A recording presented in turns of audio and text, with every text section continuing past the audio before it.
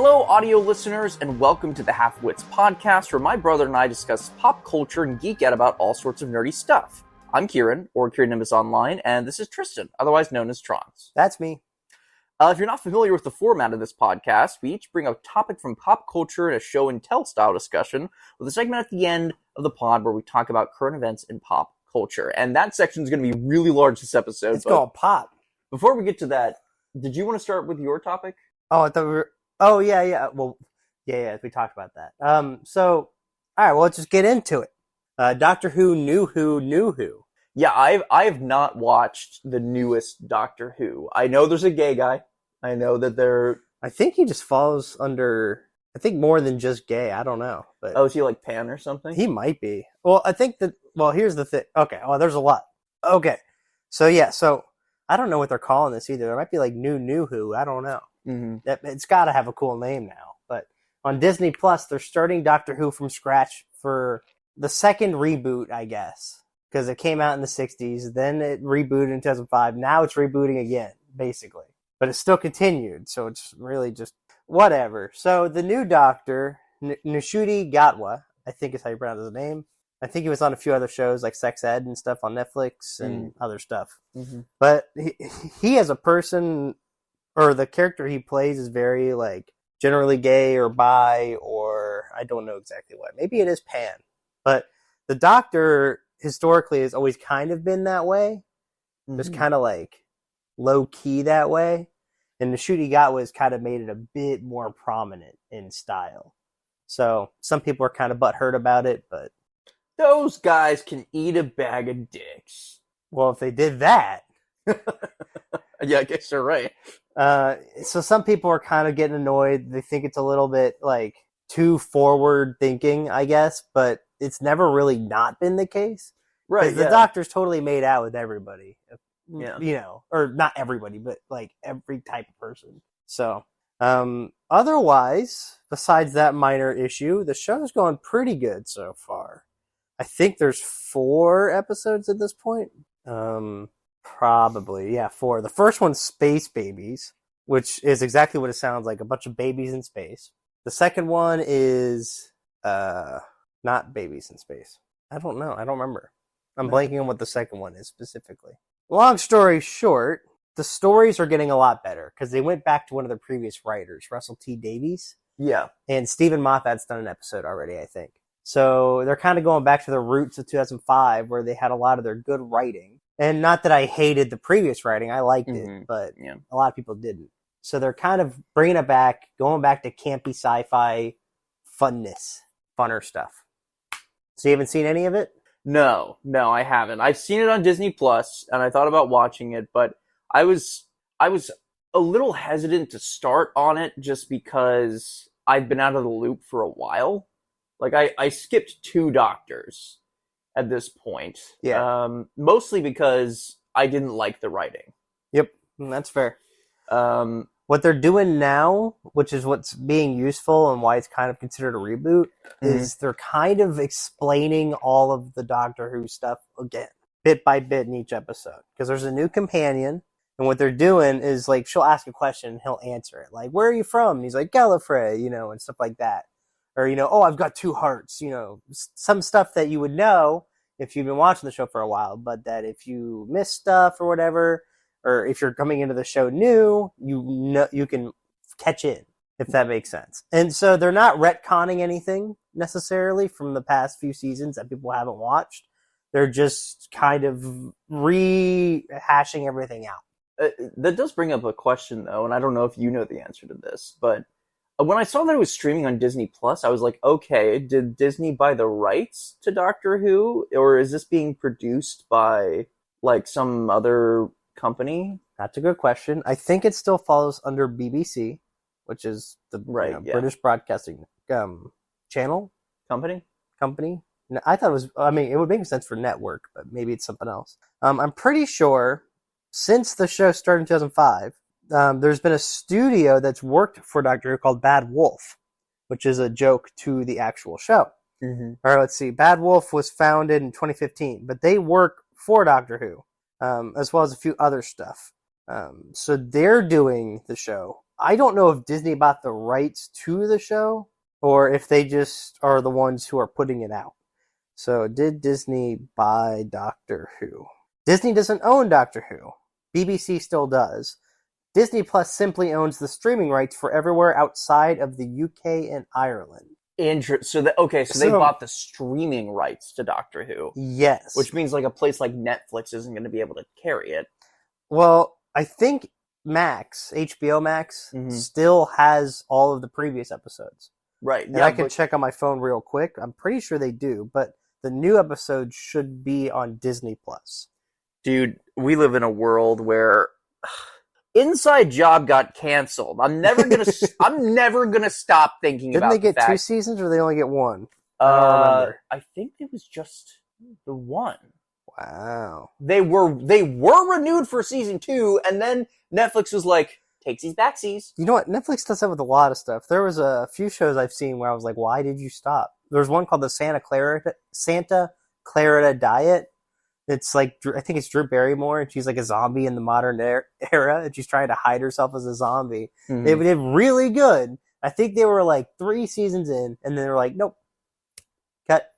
Yeah, the reason I bring this up is because for streaming services right now, it feels like every time you go on there, it's a gamble as to what you're going to be able to watch, what version of what show you're going to be able to watch, and then like, it's so exhausting. And I heard recently that there are rumors that Paramount, Hulu, and Disney Plus are all going to band together in some super mega bundle. I mean, it just sounds like it is cable again.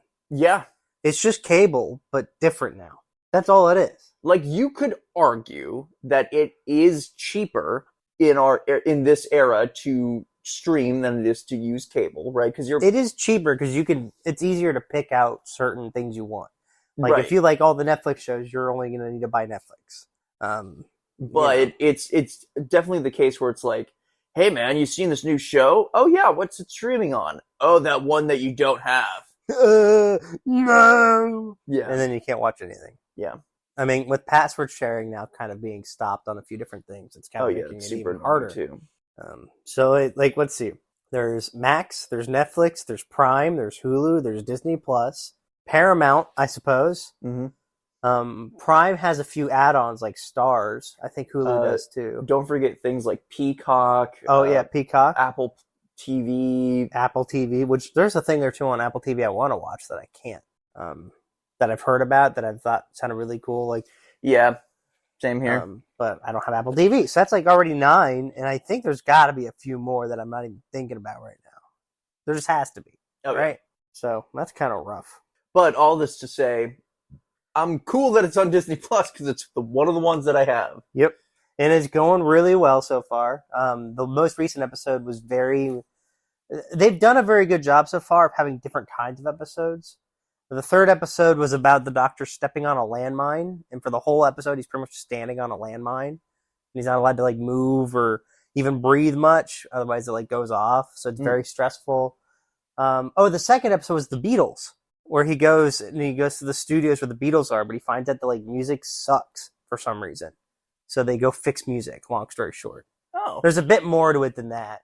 It involves the toy maker from the special with David Tennant in the shooting outlet. Yeah. Well, apparently he's got a whole family of, like, gods, basically. One of them is music as a person.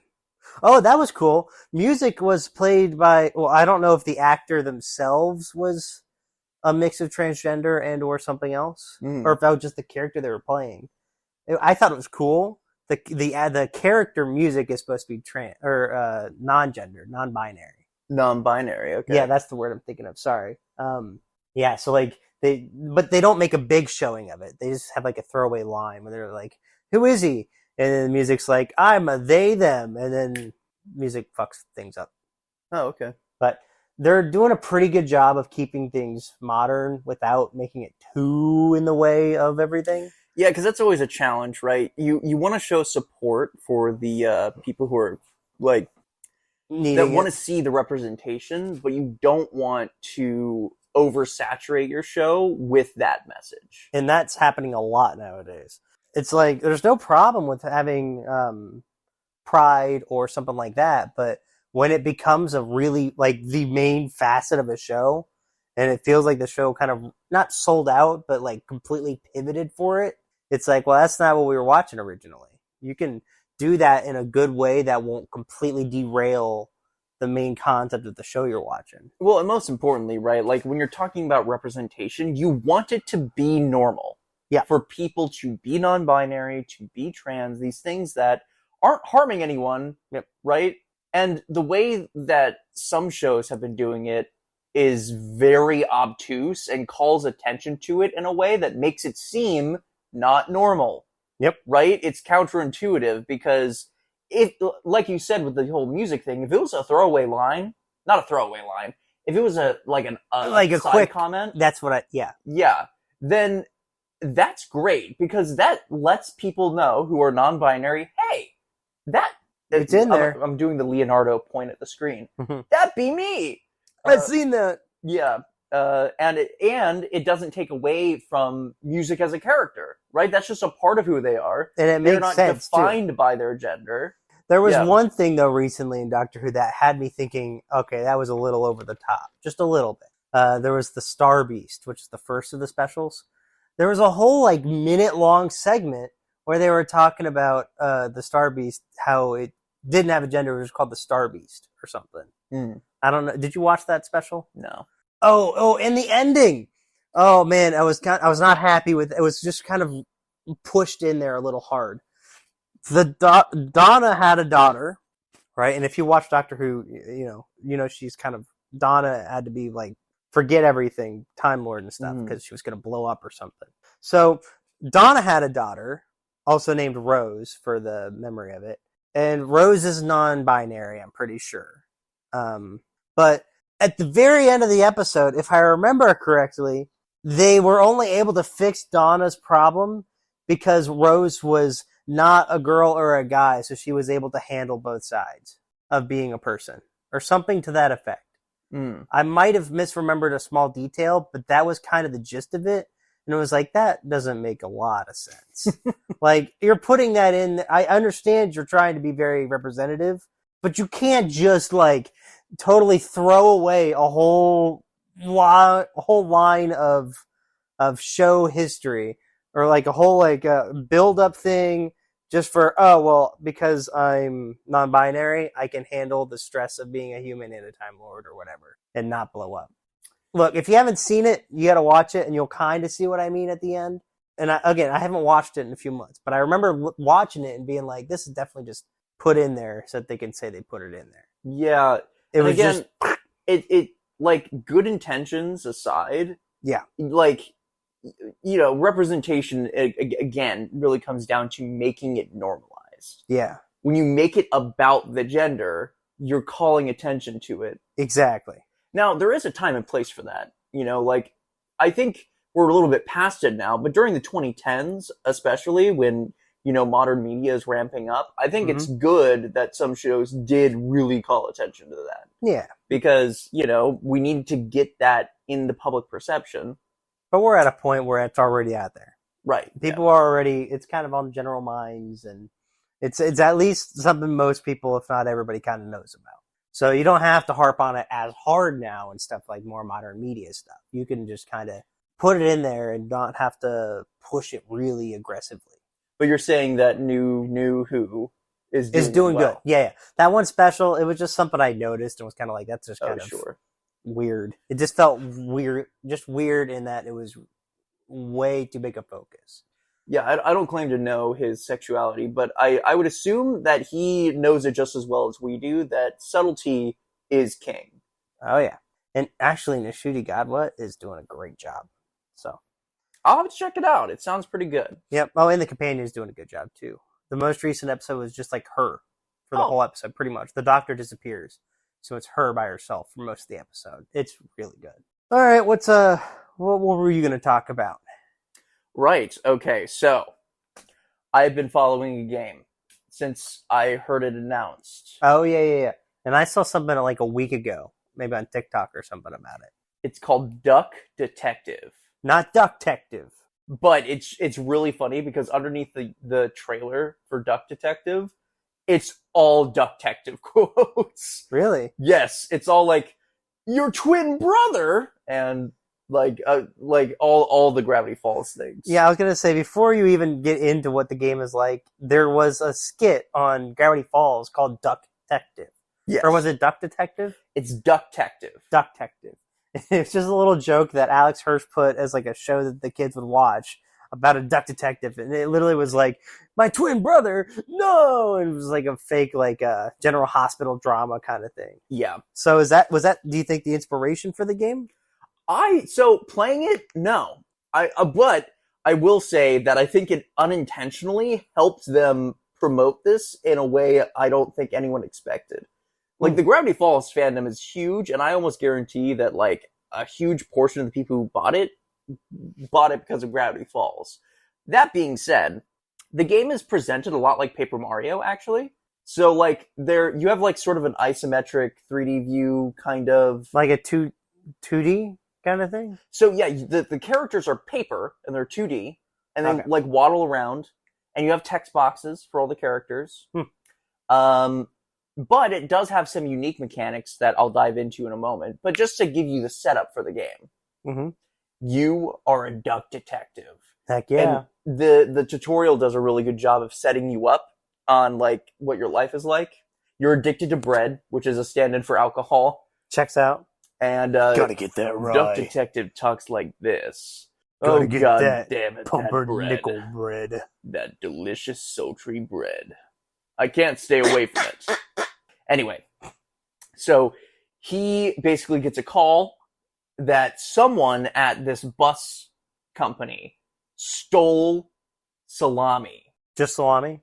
Yeah, they're called the Salami Bandit. How much salami? A good amount. A good amount? Yeah. Okay. So I'm not going to spoil the game, obviously. That would be stupid of me to do. It's not a crazy long game, so anything you say will be most of the game. I know, which is why I'm going to try to keep it vague, but still tell you about, like, the gameplay. So you get into the bus station, and you have a notebook where you keep all of your items and your notes and everything. And the goal of the game is to put together sentences that solve what you're trying to figure out. And you do that by finding keywords, by talking to people, by investigating like billboards and computers. Sounds like a fridge magnet thing where you got all the words and you make like poetry on a fridge. Yes, it's very similar, actually. Or like Mad Libs. Yeah. But you have to find the words, which some people don't like about this game. What, that they have to find words or that they have to use So words? I was curious because it has something like over 1,000 reviews on Steam. There are 17 negative ones. Only 17 negative ones.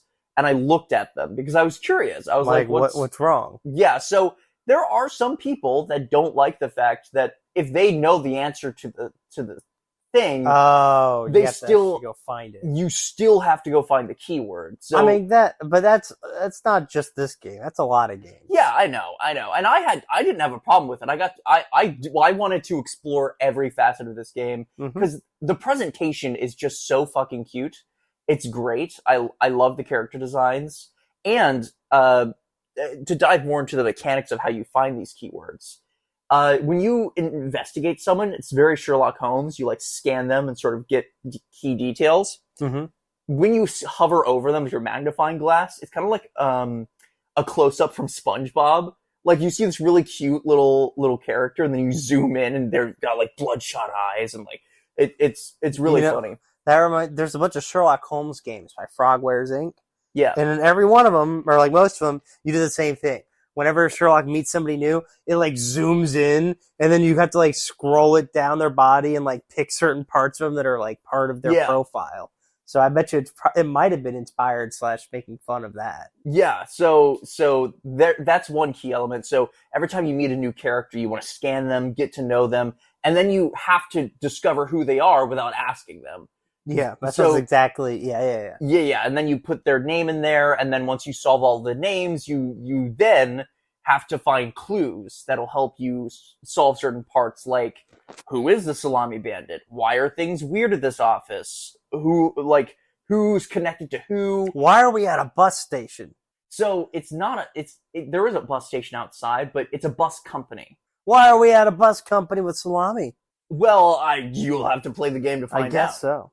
But it's really a gem because it makes you feel like a genius. Like I did not look up any tutorials or anything like that. I did get stuck, and I'll admit I turned on story mode.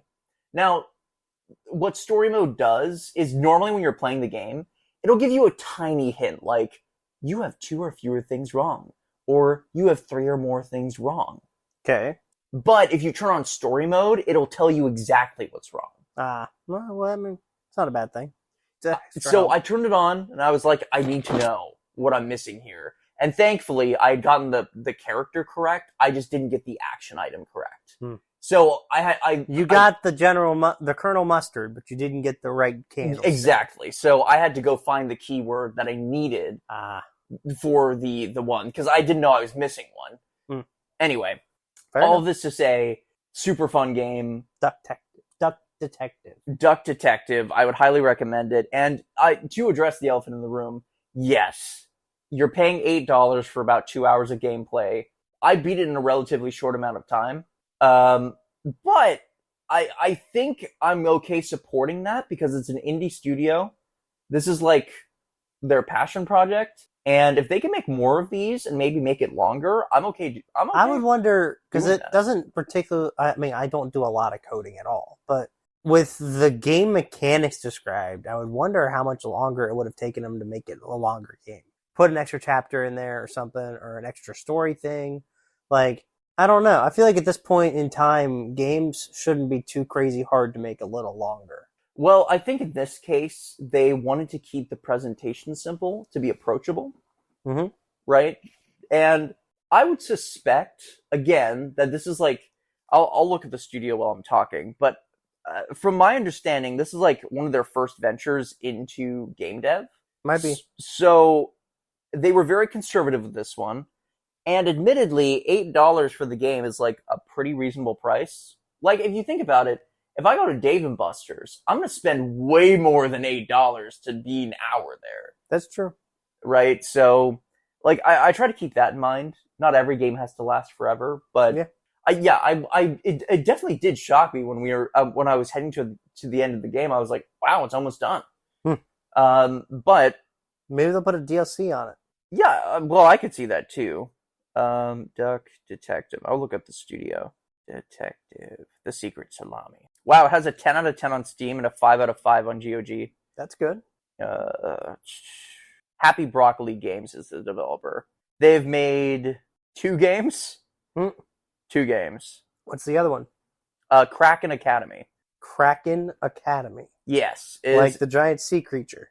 It's an adventure story with time travel mechanics, retro style look. And Krakens. Yes. It's rated really well too, although it's more expensive. It's $17.99. Oh, fair enough. Well, anyway, Duck Detective. I would buy a sticker. Buy a sticker. No, I don't see why not. That did remind me, though, there's another game that's a detective-based game that just came out. Okay, let's transition to the pop culture news then. That's what I figured. You were done talking about I know, I'm just announcing that we're doing it. Yeah. So now we're just talking about stuff that's happened. Nancy Drew has a new entry after a long time. Really? Their previous one, which I think was called Midnight in Salem, was not good. There was not much puzzling to it. It was a new style for them. It broke their 2D point-and-click style, went 3D. But they didn't do a very good job of fleshing it out and making it a good game. So it did not do well. But they just released a new game about a week or 2 ago maybe now. I haven't gotten it because I'm saved. I don't want to buy too many games at once. I bought a different game we'll talk about. But it looks amazing. Over 20 hours of gameplay is what they advertise. It's all 3D. You walk around, and there's actually a lot of puzzling, character work, dialogue, stuff like that. So that's come out. I think it's called Mystery of the Seven Keys, maybe, or something. But if you like detective games, get that one. Unironically, one of my favorite things to do as a kid is watch you play Nancy Drew games. Yes, yeah, they're fun. Because I typically, and this is why I like Duck Detective, I suck at puzzle games. like really badly. They take some good practice. You got to start playing them a lot to really get good at them a lot. There was a game for the DS that you love. Professor Layton? Yes. Yeah. There's a few of those. At that game. Oh, when's the steampunk one coming out? There's a new one, or it's like a World of Steam, or what was it? There's another one coming out soon. Yes. Nintendo announced it. I forget what the date was, but you could find the trailer. Yeah, it shouldn't be too much longer. I wouldn't imagine. Yeah. But anyway, I suck at those games, but I really enjoyed watching you play them because I could be like a little Watson. Yeah. I could be like, did you check there? And then you'd be like, no, but I will now. Yeah. So, yeah. That was fun. I like doing that. So, Nancy drew a game. What else? You pick something. Oh, man. We were talking about so many things, and my ADD brain. How about your show? Oh, Loki. Yeah. The one we've been waiting to talk about for however long it's been since that came out. How long has that been? Half a year? Yeah. Maybe? Anyway, I finished Loki season 2 just last night. So you don't have to do a spoiler warning because I think it's been out long enough where you can talk about whatever. Well, spoiler warning, because holy shit, that last episode, I was like, my jaw was dropped the entire episode. Yeah, so I think that's how they're going to argue we aren't going to have Kang. I think, because Jonathan Majors isn't going to be Kang anymore, right? Right. And I don't think they have plans. Well, they might, but it's definitely severely diminished. I think the ending of Loki is going to be their reason for why Kang is not a big bad anymore, if that's the way they go. Yeah, it's a tough thing because, man, this sucks. It sucks when you hire somebody for their services and then you find out afterwards that they are a monster. Especially when they were so good at acting. Or in this case, like their job. Like he was doing a good job. Too. I didn't like his performance on Victor Timely, but that might just be that was kind of a weird one. But I think it's a weird character to have too. Yeah. And you also have to remember he was supposed to do all the Kang variants. So that's basically asking somebody to act out like a bunch of different characters all at the same time. Yeah, it was a little weird. The only time I've seen that done well is Sylvester Stallone in Spy Kids 3 when he was all the different bad guys. But continue. You're saying? Yeah, so, I mean, first of all, before we get into, like, the actual plot, which was incredible, and the character acting, the visual effects on this episode were bonkers. Just insane. This is the one where, I'm trying to think what's in the last episode specifically. So this is where reality begins to fall apart. And, everywhere. Like, the environment, people, like everything begins to string out like mozzarella cheese. Yeah. And oh my god, when Sylvie was in the record shop, and she was listening to the music, and it like started to spin away, dude, that was insane. It looked really cool. Yeah. The visual effects have always been great in this show, but you could tell that they like the budget for that episode might have been movie level. Probably was, honestly. Okay, so. Moving on to the character work too, I feel like it was really satisfying, and I'm not gonna say I came up with these ideas myself. The one that I did come up with by myself was pretty obvious anyway. It was the Tree of Life. Yggdrasil. Yes. That's do you want to talk about it or you want me to? Man, we're jumping all over the place, but I know. Okay, well, how about what happens at the end of Loki? Talk about that. Okay, yeah. So basically, throughout the entire episode, they're trying to figure out a way to prevent the loom from blowing up, basically. And the loom is what holds the one timeline for all the Marvel movies and everything. Yes, it automatically like prunes things. Later in the episode, we find out that it's actually just a failsafe. Yeah, which is crushing, but it's an important failsafe too, though, because without it, time is not safe. Right, and something that my fiance brought up that I thought was really interesting is her thought process was like, the reason that reality is splitting apart like this, because you would think with an infinite number of realities that would be fine. Like, probably. But she brought up a really good point, which is like, energy isn't infinite. There's only a certain amount of stuff.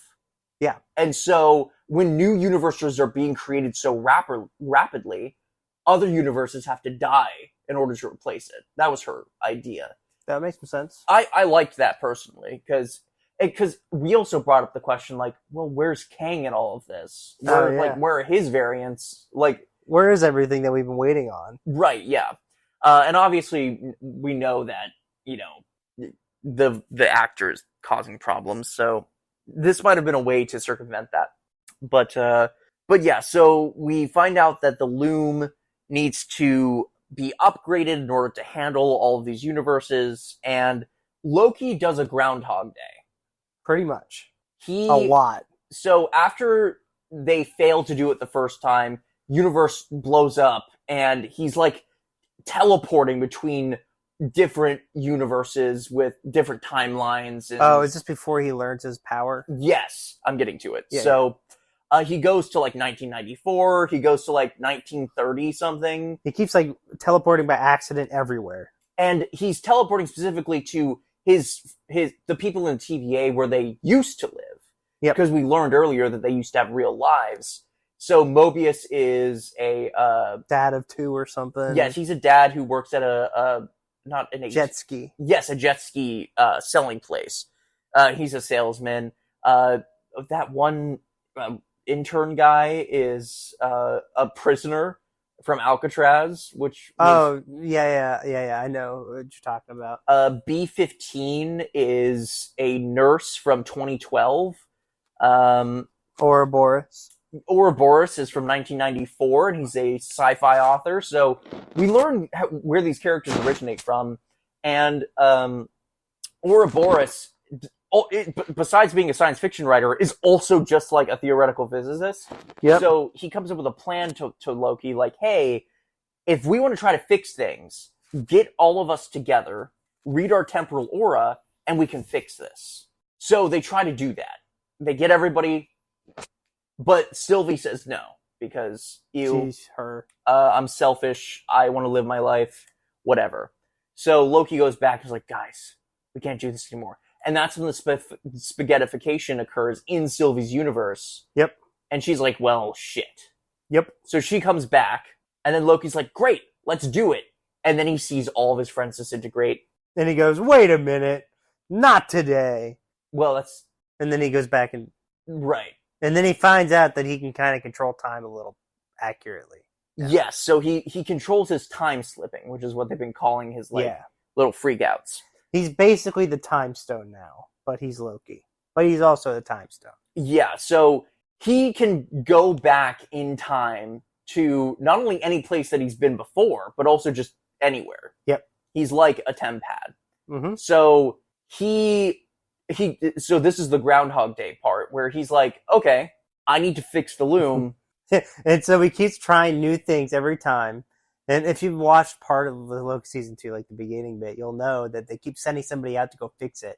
And they die every time. So he keeps like doing new things to like change it up. Yes. To the point where like Ouroboros is like, you would have to have like 1,000 years of mechanical and quantum engineering to know how to fix this. And he goes, okay. And then he starts going back and reading. What's hilarious to me is he says that, and you just hear like a thunk from the mailroom, and then you see 1 century later. Yep. On the title card, and then we come back and Loki's like explaining how the machine works to Ouroboros because he's been doing this for a century. Oh my gosh, so good. And then they do successfully widen the Loom. But then it starts failing again. And then Victor Time is like, it's a scaling problem. Yeah, that's what it always is. Because infinite universes means that Loom would have to be infinitely sized in order to handle it. Yep. And Loki's, he's like devastated. He's like, well, okay, new plan. I'm going to go back to when we killed Kang, and I'm going to fix it. Yeah, just argue with him till Kang fixes it, maybe. Well, he didn't. So he originally he was just trying to stop Sylvie, and he successfully did multiple times, but he didn't want to kill her. Yep. So eventually he turns to Kang and goes, why aren't you fighting back? And then Kang pauses time. Mm-hmm. And he's like, you're time slipping. Yep. He recognizes that Loki has been doing this 1,000 times or whatever. Because Kang himself did it 1,000,000 times or whatever. Yes. But later on, we learn that Loki actually knows a bit more than Kang thought. Mm-hmm. And so they have like a tit-and-tat discussion like, okay, you try to figure out a way to do this. If you want the universe to be saved, come back to me. And Loki's like, nope, I'm going to find another way. I am not going to prune universes. I don't care. So, what does he do? Well, he makes He becomes a gardener. Sacrifice. An arborist, if you will. And I should note, he made this decision after talking to a couple of his friends. Oh, yeah. Especially that scene with Mobius, talking about, like, it's more burden than glory. Yep. Being in the TVA. And with this new knowledge, Loki goes back to when the loom is failing. He opens the door by himself with no suit or anything. He walks out and destroys the loom. Yep. And what I love about this scene is they're not over-explaining the details. Yep. You have to kind of figure stuff out. You just watch as Loki takes these strands that are supposedly the different timelines and begins collecting them and carrying it behind him. And he begins walking up these steps to a broken throne. It is gorgeous. Oh, yeah. And then you see him sit down with his horns up, and it zooms out. And you can see all the strands he's collected form the shape of the god tree, Yggdrasil, from Norse mythology. And oh my god, that just blew my mind. And then I'm pretty sure he's got a new name. I'm pretty sure is Loki, God of Stories, which I think is already a thing in the comics, but this is their like version of it. Yeah, so now Loki is manually doing everything, managing all the infinite universes, and he's doing it because of glorious purpose. Pretty much, yeah. It's so good. It's so good.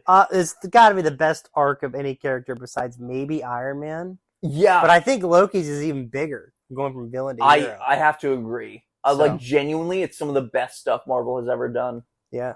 All right, well, let's move on. What other pop culture news did we have? Oh, Deadpool Wolverine. That connects right from Loki. Right. So the reason I needed to finish this as soon as possible is because Deadpool and Wolverine is coming out soon. And in the trailers, the TVA seems to be taking part. Right. In some way or another. So it feels like Deadpool's been really good about you don't have to watch a lot of the stuff to watch Deadpool. Mm-hmm.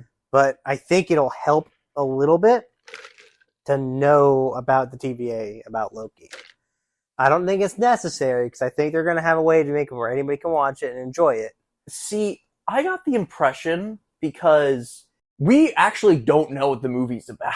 The trailers are being really good about like being secretive, being ambiguous. Mm-hmm. Like we know that at the beginning he's like having a good time with the people that love him, and then like he gets pulled away for something.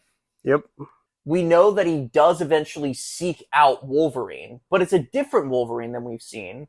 This Wolverine, quote unquote, failed to protect his world. Something like that, yeah. And we see a scene with like a giant Ant-Man skull with like a bunch of villains. See, I thought that was at the end of the Loki show, or of the first season, that one graveyard before they meet Kang, or the world at the end of time, or something.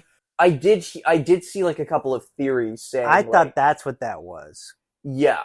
That it's like a quantum space or something. Oh, and the bad guy in the trailers. I don't remember. I remember seeing something though. The bad guy in the trailers was actually a bad guy in the comics that was like, I think anti-mutant in general. Mm-hmm. Or something to that effect. I'd have to look it up some more. But apparently a big bad who's actually bad. So... yeah, so it'll be interesting to see, like, I just want to know, why are Deadpool and Wolverine together? Why are they trying to save the universe or whatever? I just want to know what's going on. Yeah. But it looks pretty good, and if you saw the most recent trailer, there's a QR code. Oh, yeah.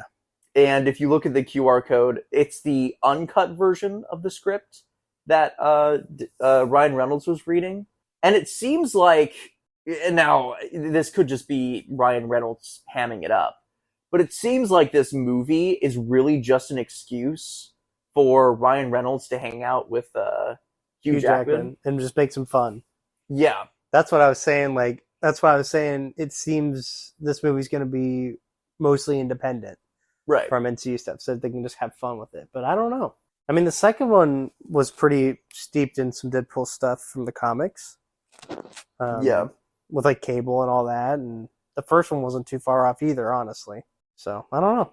It'll be interesting to see what they do with it. There was something else I wanted to talk about, but I can't remember now. Well, you remember that. I'll talk about Paper Mario. Okay. Paper Mario and the Thousand Year Door was a GameCube game that came out in like 2004, I think. And it, I think, has been their most popular Paper Mario game? Question mark. It's probably their best one in terms of everything. It's the most well received. Yeah. Well, they re-released it a few days ago, 3 or 4 days. The game is mostly the same, but it's obviously been updated and they've added a few new features. I think there's a new boss I haven't found yet, like a secret boss. But the game is just as good as it was back in 2004. Nice. It also works out really well with the Switch controllers, the Joy-Cons. It's still got as much fun to it as it did back then. I already know everything that happens, and I'm still enjoying playing it. And I straight up know everything because I played it, and I know like, oh, here's what you got to do next. Here's how you solve this problem. But what was really good about this game when it came out, and it's still good today, is that it's pretty funny. There's just funny things going on. There's a lot of actual story to it. The game is long as hell. I've been playing it almost nonstop. I'm not done with it yet. I'm probably 15 to 20 hours in, and I'm still not done. And that's from a game on the GameCube back in 2004. The game's got a lot of good heart to it. It's got a lot of characters you know, a lot of characters you don't. There's a lot of cool little details. Like, as you're playing the game as Mario, after each chapter, you can go talk to Luigi about what he's been doing the whole time. Yeah. And he's been over in a kingdom of syrup and pancakes and shit, and he's been just solving another princess's problem. And you just can talk to him about it and hear what he was doing. Or, this game's got like 8 different companions that you can just bring with you everywhere. I mean, develop throughout the game. I do love this game. I also played it on the GameCube. It was really good. It is definitely, if you haven't played it before and you don't mind an RPG that isn't too complicated, this is the one. Yeah. Plus, they do a lot of cool paper stuff because it's Paper Mario. So this game, you fold yourself into a plane and you fly down a bit. You turn yourself 90 degrees so that you're like paper thin from your view side, and you can go through little cracks in the wall. You can fold yourself into a paper boat.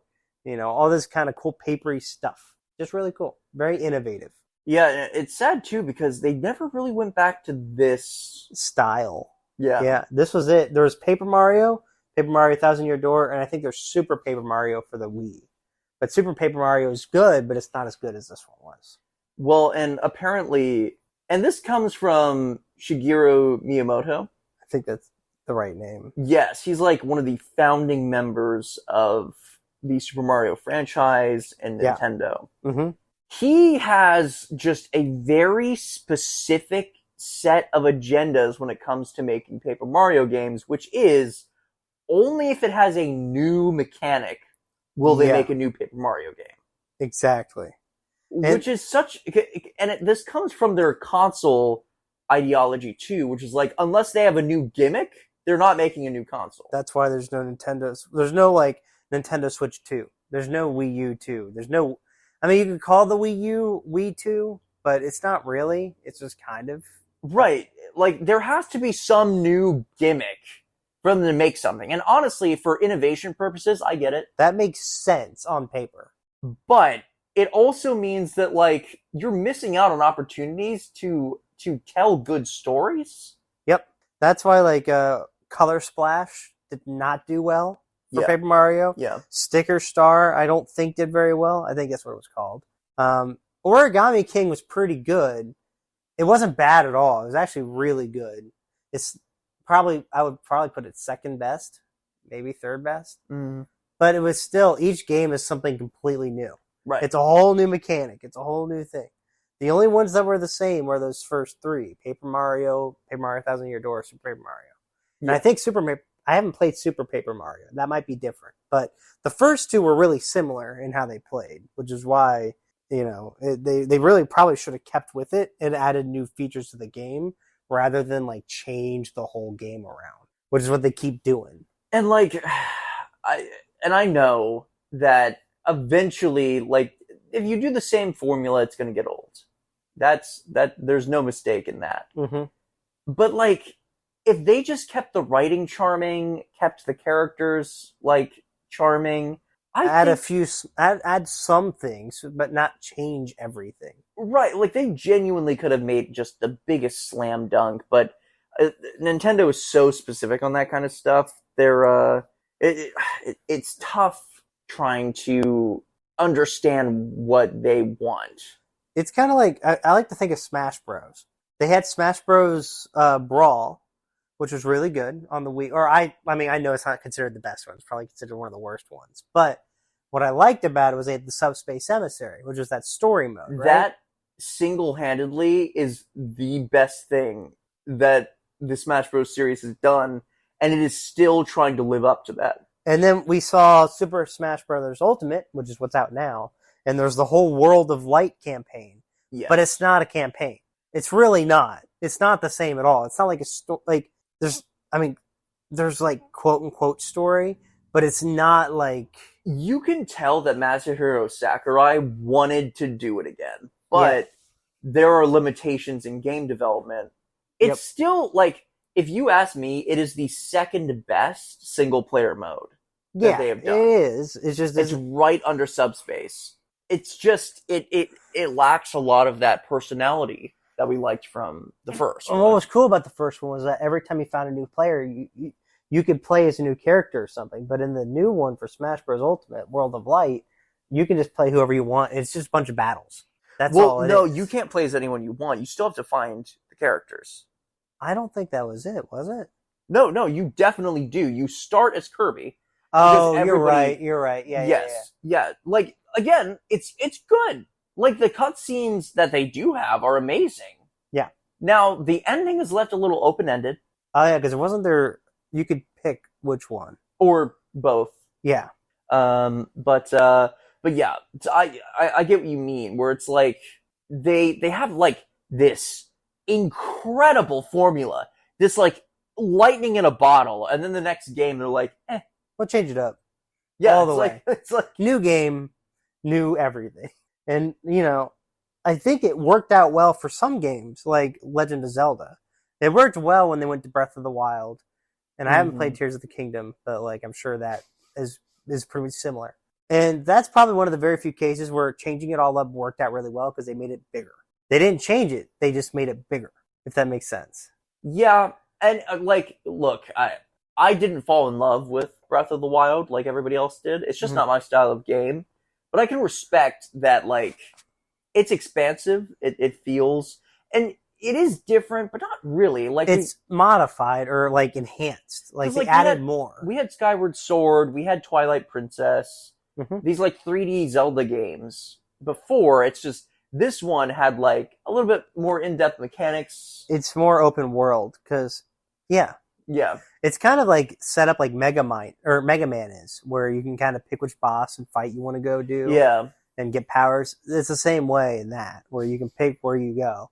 But the concept is the same. If it's still a few dungeons, and you get stuff, and you solve puzzles, you get loot. Yeah. Like it still has the same kind of vibe. But yeah, Paper Mario.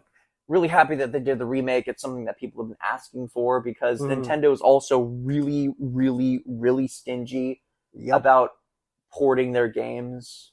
Makes you wonder, like, where their business team is at mentally. What are they thinking about when they make games or release games or something? Like, usually Nintendo's pretty on it. Like, there's not a lot of games where I'm like, that's just bad. There's only a very small few where I'm like, I really wouldn't buy that. Dude, Mario Party has fallen into They killed Mario Party in a few despair. different ways because they keep trying to change it in different ways. And this is the same... I don't know if we've gone on this rant before, but this is the same thing that they do every time, where it's like, all right, new Mario Party game, let's throw in this thing, and also we're going to make it easier. I still remember when they did a few years ago. It was like Super Mario Party, like the big Mario. It was supposed to be like the Super one, or I don't remember. The Maybe big 100? All Stars, Superstars, maybe or something. Okay. It was supposed to be a combination of like a lot of Mario parties. Only 5 maps, only from the first 4 games, only so many mini games. The Switch can handle having like 20 maps. It can handle having over 100 mini games. There's no way it can't. Trust. I'm confident they could have developed it to make it a bigger game. And if you're paying $60 or $40 or $50 for a game, you should have a good chunk of stuff in that game to keep you going. But with Mario Party, they've stopped doing a lot of big stuff. And I don't know if it's because they want to keep their like style the same or their recipe the same of just having a few maps or something. But when you're at this point in time, we're in 2024, games are getting bigger and bigger every year. Like what did I just play? Final Fantasy VII's Remake Part 2? Oh, yeah. It was 115 gigabytes. Huge game. So big. And then, not to hate on Duck Detective at all, but how big? I mean, it couldn't have been big, right? It took you 2 it was hours. like 200 megabytes. Yeah, it took you 2 hours. It was $8. I mean, I probably wouldn't spend the full $8 for it, but like, they're an indie studio, but not all games are getting as big as other ones are, which leaves all the really smaller games to be kind of left in the dust in terms of bang for your buck, I guess. It's how I think of it. I think if I'm paying for a game, I want to get at least some good time out of it. If not, then I might get a bigger game that I know is going to keep me busy for longer. Well, sure, and that's personal preference, right? Like, for me, I'd say I really enjoyed my time with Duck Detective. That's going to be in my brain. I'm going to have memories of that. It's a good time. I agree. But I can recognize that, like, Nintendo is not an indie studio. Exactly. They can handle making big stuff. It's just they keep pushing out these half-baked games, and people are buying them. I'm waiting. I wonder if they'll do Super Mario Odyssey 2, because Odyssey 1 was great. It was big. It was kind of open worldy. It was enough open. It was just big enough, or you could do whatever. I'm waiting to see if they'll do something like that, and if they do, whether they'll actually make it bigger or if they'll just kind of throw it out. Well, and right now there are rumors going on that there's going to be like a Switch Pro coming out soon. Oh, I thought they were going to call it Switch 2. No, it's going to be bigger. It's going to be better, but I don't know because like if we're looking at other consoles, we are coming close to the end of what the Switch would be in terms of its life cycle. I guess so, yeah. It's been, almost 10 years? Maybe 8? Well, it released in 2018. Oh, then 6. I thought it released earlier than that. It might have. I was thinking of the release of Super Smash Bros. Yeah, but that didn't come out when the Switch came out. Yeah, but I thought it was close, but maybe it was a little bit further. It's been a long time. At least 6 years. Yeah, so like it and we can compare that to like when the Wii U came out, which was the Wii versus the Wii U. Yeah. Wii came out in 2008. Mm-hmm. It might have been. No, I think it was 2008. That sounds right. Yeah, and then the Wii U came out in like what 20. I remember getting one when I got my first job in 2015. It might have been out a little bit before that, so let's just say 2014 and be safe. Yeah, so I mean that was close to 8, maybe. Yeah, 7 years. Yeah. So like then the Switch came out in 20 because the Wii U obviously was a flop. Yeah, so, I liked it, but that's beside the point. Yeah, so I actually liked a lot of the games on the Wii U. Yeah. But then the Switch came out pretty quickly in comparison. Yeah. You know what I thought we would see though is a lot more like features on the Switch controller, if that makes sense. I don't know. The Joy-Cons? Yeah. I don't know. I thought we'd get a little more out of them, but yeah, motion. So like motion's one thing. It's just really good on the Switch Joy-Con. I will say, I think the gimmick of motion control is just getting old for people. Maybe because like how many or games in VR nowadays too. I think that's the thing, right? Like if those had VR capabilities, like if you could use the Joy-Cons and put on a headset, yeah, that would make sense. That would be maybe that's the new Nintendo console is an attachment for your Switch that gives you a headset. That would be a good move. It's the new gimmick right now. And like I said, like motion control is just not as captivating to people. And this is anecdotal, of course. Maybe it is, but it just seems to me like not a lot of game studios are developing for motion control right now. Yeah. Like it doesn't seem to be important. What's more important is that the Switch is a console that you can hold in your hands. So we'll see how that develops. I do hope that they reconsider making like a new Paper Mario game that actually works, because that would be nice. All right, well, we've gone pretty far into this talk. I think it's about time to stop. It's about an hour. Okay, well, we don't have an outro for these kind of things, but I do have a couple of things that I usually say, which is thank you for listening to our ramblings. You can find me at all the places at Cure Nimbus. We'll accept sponsorships if you have any. Yeah, with our amazing. Yeah, I know. I just count. If you have a sponsorship, send it to us, and we'll probably accept it. But I recently released a Marvel Rivals. You were going to talk about that. Well, we can talk about it later. Next time, or maybe when it comes out full release. But Marvel Rivals came out. It's similar to Overwatch. Multiverse comes out tomorrow. Huh? Multiverse comes out tomorrow. Oh yeah, that's true. That's another thing. Well, keep going. Well, okay, so we might talk about that stuff. Maybe we'll talk about it after we get our hands on it, because that would be fun to talk about. But you can find my first impressions video on there, and it's a lot of fun, and it's got to be one of my most successful videos so far, which I'm very happy about. But yeah, you can find Trons at Olive Garden. Yes, true. And that's it. All right, well, bye. Bye.